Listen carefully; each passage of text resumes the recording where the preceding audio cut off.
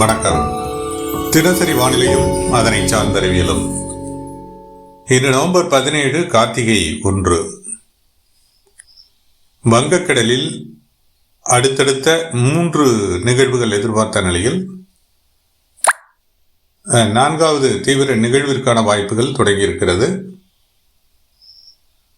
அதாவது நமது முன்னோட்ட விளக்கத்தில் நவம்பர் 29 முதல் டிசம்பர் 8 வரை ஒரு தீவிர நிகழ்வை குறிப்பிட்டு விளக்கம் அளிக்கப்பட்டிருக்கும். அந்த வகையில் அதற்கான வாய்ப்புகள் தொடங்கி இருக்கின்றன தென்சீன கடல் வழியாக. இந்த நிலையில் இன்று தற்போதைய நிலையில் நீடிக்கக்கூடிய வானிலை அமைவு தென்னிலங்கை ஒட்டி ஒரு குறைவழுத்த நிலை தொடர்கிறது. அதனுடைய நகர்வுகள் சற்றே வடக்கு நோக்கி நகர்ந்திருக்கிறது. அதாவது இலங்கை சார்ந்து மன்னார் வளைகுடா பாக்சலசந்தி வரை நீடிக்கிறது. இந்த நிலையில் மழைப்பொழிவு நமது நேற்றைய விளக்கத்தில் தெரிவித்தபடி தொடர்கிறது.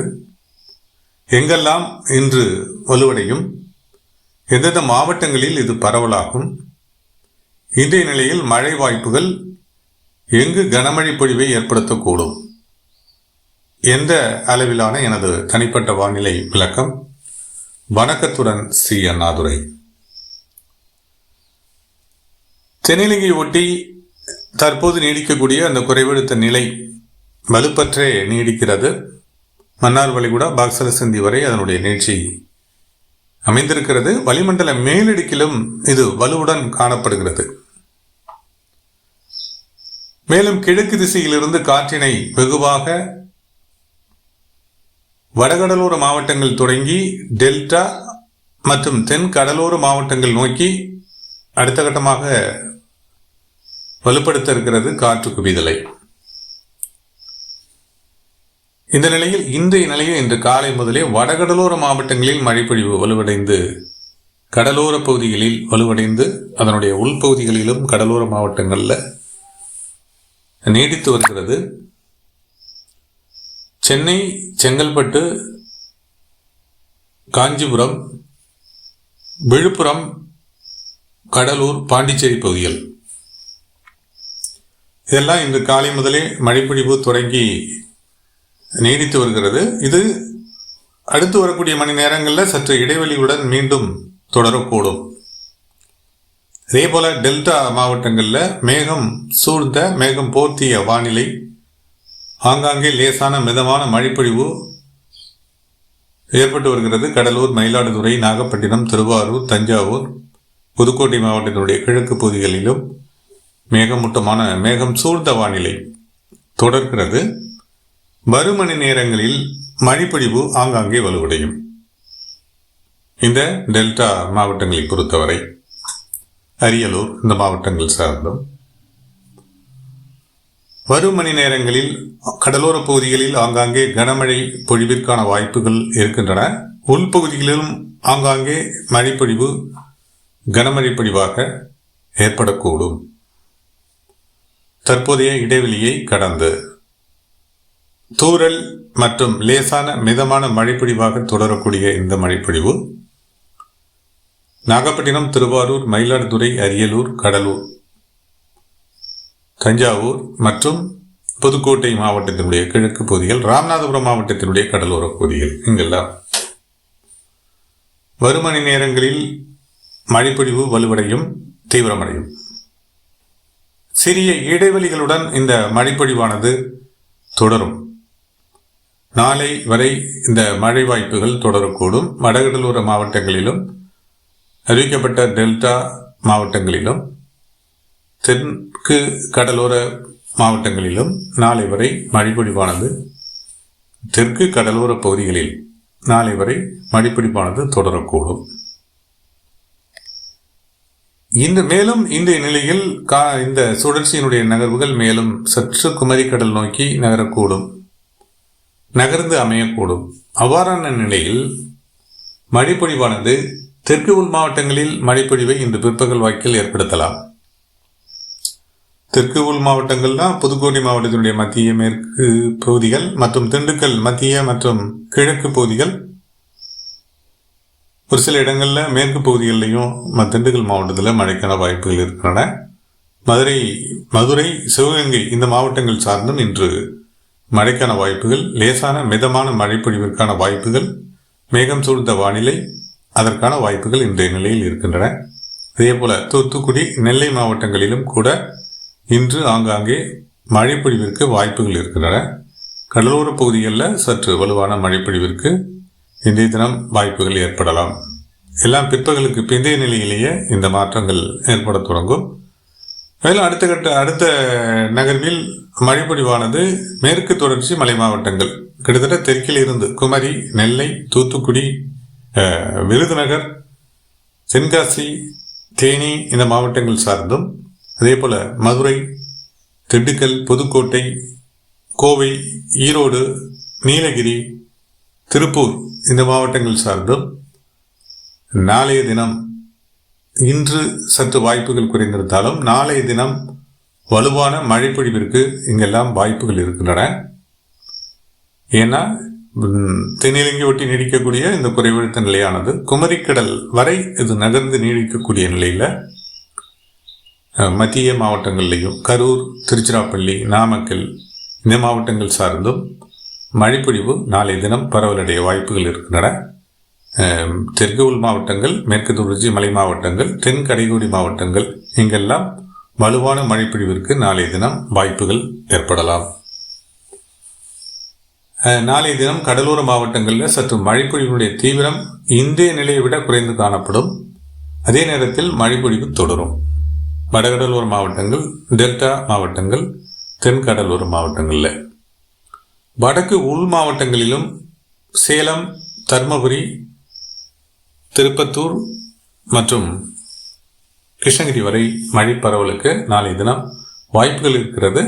ஒரு தீவிர மழைப்பொழிவாக இல்லாவிட்டாலும் ஆங்காங்கே ஏற்படக்கூடிய மழை வாய்ப்புகளாக மேகமூட்டமான வானிலையுடன் இந்த வடக்கு உள் மாவட்டங்களில் நீடிக்கக்கூடும். திருவண்ணாமலை, கள்ளக்குறிச்சி மாவட்டங்களுக்கு இன்றைய தினமே மழைக்கான வாய்ப்புகள், இன்று காலை முற்பகல் பிற்பகல் வாக்கிலேயே நல்ல மழைப்பொழிவிற்கு வாய்ப்புகள் இருக்கின்றன. கள்ளக்குறிச்சி, திருவண்ணாமலை, ராணிப்பேட்டை, காஞ்சிபுரம், வேலூர் இந்த மாவட்டங்களுக்கு இன்றைய தினமே மழைக்கான வாய்ப்புகள் இருக்கின்றன, முற்பகல் மற்றும் பிற்பகல் வாக்கில். இதுதான் இன்றைய நிலையில் நாம் எதிர்பார்க்கக்கூடிய நாளை வரையிலான மழை வாய்ப்புகளாக இருக்கிறது. கனமழை பொழிவு என்பது கடலோர மாவட்டங்களுக்கு இன்றைய தினம், குறிப்பாக நாகப்பட்டினம், மயிலாடுதுறை, கடலூர் இந்த மாவட்டங்கள் சார்ந்தும், அதே போல விழுப்புரம், செங்கல்பட்டு, திருவண்ணாமலை மாவட்டத்தினுடைய தெற்கு பகுதியில் இங்கெல்லாம் அடுத்த கட்ட நிலையில் வலுவான மழைப்பொழிவிற்கு இன்றைய நிலையில் வாய்ப்புகள் இருக்கின்றன. திருவாரூர், தஞ்சாவூர் மாவட்டங்களிலும் ஆங்காங்கே கனமழை பொழிவிற்கான வாய்ப்புகள் இன்றைய தினம் ஏற்படக்கூடும். புதுக்கோட்டை மாவட்டத்தினுடைய மத்திய மற்றும் கிழக்கு பகுதிகளிலும் ஆங்காங்கே கனமழை பொழிவிற்கு இன்றைய தினம் வாய்ப்புகள் இருக்கக்கூடும். ராமநாதபுரம் மாவட்டத்தினுடைய கடலோர பகுதிகளில் ஆங்காங்கே கனமழை பொழிவிற்கு வாய்ப்புகள் ஏற்படலாம். இதுதான் இன்றைய நிலையில் கனமழை பொழிவிற்கான வாய்ப்புகளாக நாம் எதிர்பார்ப்பது. இதில் மாறுதல்கள் ஏற்படலாம் நிகழ்வின் நகர்வுகளுக்கு ஏற்ப. நாளை வரை மழை வாய்ப்புகளை உறுதிப்படுத்தலாம். இந்த வகையில் உறுதிப்படுத்தலாம்.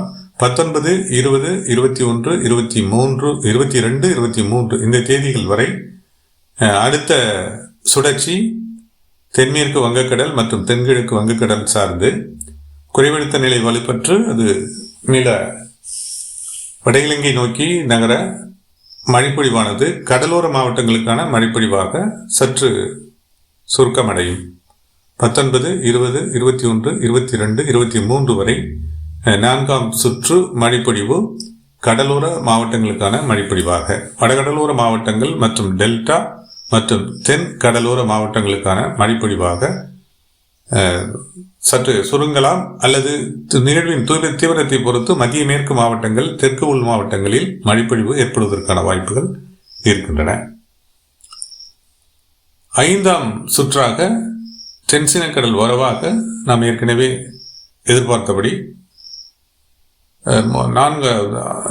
ஒரு குறைந்த காற்றழுத்த தாழ்வு பகுதியாக வலுப்பெற்று நகர்ந்து வரக்கூடிய நிகழ்வு ஏற்கனவே நீடிக்கும் முந்தைய நிகழ்வுடன் ஒரு இணைப்பை ஏற்படுத்தி வலுவான நிகழ்வாக அதாவது ஒரு குறைந்த காற்றழுத்த தாழ்வு மண்டலம் அடுத்த நிலையில் ஒரு ஆழ்ந்த குறைந்த காற்றழுத்த தாழ்வு மண்டலம் என வலுப்பெற்று வட இலங்கை பாக்சலசந்தி டெல்டா இந்த கடல் பகுதியை மிக நெருக்கமாக அமைந்து இது நகர்வதற்கான வாய்ப்புகள் இருக்கின்றன. அதாவது டெல்டா கரை நகர்ந்து வடகடலோரம் வரை நீடித்து மழைப்பொழிவை வலுப்படுத்தும் நிகழ்வாக அமையக்கூடும் என்பது நமது எதிர்பார்ப்பாகும். இதுவே நாம் முந்தைய விளக்கங்களில் இருந்து நாம் தொடர்ந்து கூறி வருகின்றோம். இந்த நிகழ்வு ஒரு புயலாக மாறி அது ஒவ்வொரு நாளும் காட்டப்படலாம். அதாவது விண்டி போன்ற அந்த வானிலை தரவுகளை கணிக்கக்கூடிய அந்த செயலிகளில் காட்டப்படலாம். அது அனைத்துமே மாற்றத்திற்கு உள்ளாகக்கூடியது. தினசரி வானிலை தரவுகள் இருக்கிறது, பகல் நேர தரவுகள் இருக்கிறது, இரவு நேர தரவுகள் இருக்கிறது. அதன் அடிப்படையில் பதிவு செய்யப்பட்ட கணினி தரவுகள் வழியாக அந்த காட்சிகள் காண்பிக்கப்படுகிறது. அதில் உண்மைத்தன்மை இருக்கிறது என்றாலும் நகர்வுகள் மாறுதலுக்கு 20ஆம் தேதி வரை உள்ளாகி கொண்டே இருக்கும். காலை நேரத்தில் ஒரு நிகழ்வினுடைய பாதையை ஒரு திசையிலும், அதாவது ஆந்திரா மற்றும் ஒரிசா இந்த பகுதிகள் நோக்கி நகர்வதாகவும், பிற்பகல் வாக்கில் அது தமிழகம் நோக்கி நகர்வதாகவும், வலுக்குறைந்த அதாவது ஒரு ஆழ்ந்த குறைந்த காற்றழுத்த தாழ்வு மண்டலமாக நகர்வதாகவும், அதிகாலை பதிவில் ஒரு புயலாக நகர்வதாகவும் காட்டிக்கொண்டே இருக்கும். 20ஆம் தேதி அன்று அல்லது 20ஆம் தேதிக்கு பிந்தைய நிலையில் அது ஒரு நிலைக்கு வரும். அதுவரை அதை பற்றி யாரும் குழப்பிக் கொள்ள வேண்டிய அவசியம் இல்லை. வரக்கூடிய நிகழ்வு தீவிர நிகழ்வு, அதில் மாற்றம் இல்லை.